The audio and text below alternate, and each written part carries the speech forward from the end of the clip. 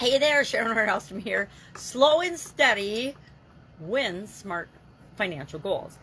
Today is day 1979 of documenting my journey, my online journey as I transition from the brick and mortar corporate world of business, decades in both, simultaneously, and then moved online following my divorce. And every day for Supersize Your Business, I have a business group that helps people to build and grow and automate and delegate and supersize in different ways. There's, only so many strategies to grow and build a business.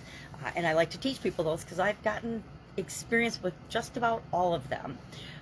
Some of it good, some of it bad, some of it really ugly, which happens. That's part of life. That's how we learn. And I share an idiom every day, and today's was slow and steady wins the race. And I didn't drop the turtle, I dropped a pen. I have a little tortoise, and then of course I've got my little hare up there, my little Easter hare that I borrowed from my granddaughter. And we all know the story of the tortoise and the hare. At least most of us do. And if we don't, it's worth a read. It's an Aesop fable. He was a Greek writer that wrote lots of fables, and many of them turned into proverbs and lessons and have been repeated over and over again for hundreds of years because the lesson learned is so powerful. It teaches us that we don't have to be the fastest, we don't have to be the smartest, we don't have to be the bravest, we don't have to be the anythingest in order to achieve what it is that we want to achieve in our lifetime, or in this case for our business, by being consistent and persistent and working hard and following up and not quitting, and not, every time there's a challenge or a problem, we don't just want to throw in the towel and quit. By staying the course, we will create the business that we want. We will create the life we want. We will achieve our goals and objectives. It's why I am such a big believer in annual challenges. If I devote a year to creating something or achieving something I want in my life and do just one little thing every day, I guarantee I'll get it. I get it every year. I get my goals every year because I break them down into little teeny daily bite-sized pieces. And when we are consistent, and if you do something every day, you're definitely consistent. If you're persistent, if you do something every day and you do it more than once, you're persistent. If when you face an obstacle or a setback or a challenge and you don't quit and give up, you will get what you want. Nothing can stop you. No one can stop you. Of course, as long as it's in alignment with, I would say, universal laws.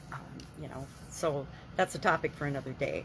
But our idiom today was, slow and steady wins the race. And I think that there's an argument for speed and there's an argument for persistence. We're not always going to be the fastest. I am not fast when it comes to running and physical things, but I am consistent and I am persistent, and I know I can do those things to create what I want in my life, and so can you. So our annual challenge, we're working on financial goals, and the second step of the process that we identified in January for this year's challenge, we came up with our own process. We looked at a bunch of different frameworks, a bunch of different goal processes in January, and we went through and sifted through all those, voted, and we picked a process, a 7-step process. So at the end of each month, and we're focusing on a different life framework area every month. This is the life framework I use. It's a 9-part life framework. So 9 months of the year, the last week of the month, we are talking about step by step, day by day, the process, the goal getting, goal setting, goal achieving process for that area. This month it's financial. So we talked about step 2 today, which is SMART goals. So we took the goal that we identified yesterday that we want to achieve. We discussed yesterday our current situation with respect to that goal and our desired situation. And then today we're taking that goal and saying, okay, does it fit the SMART framework? Is it specific? Is it measurable? Is it achievable for me or for you? Is it relevant for me or for you? Because if it's not relevant for me, I'm not going to stick to it and do the things I need to do every day in order to achieve that goal.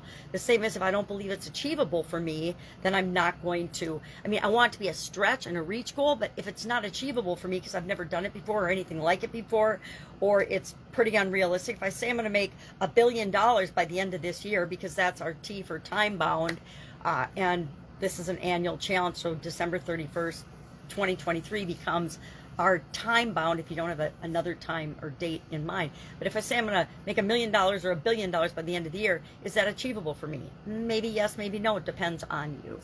So that's what I'm working on. Other projects, got a bunch of stuff going on right now. If you got any questions about offline, online business, and you've looked, you've tried to figure it out yourself, because we should all be self-starters and problem solvers and show initiative, and you still can't find an answer, or you just need to bounce it off somebody or need direction, hit me up and ask. I like to be a resource that way. Otherwise, just go out and make it an awesome Sunday. Plan your week ahead and have a great time with those you love and care about. And I'll, of course, be with you tomorrow. Bye.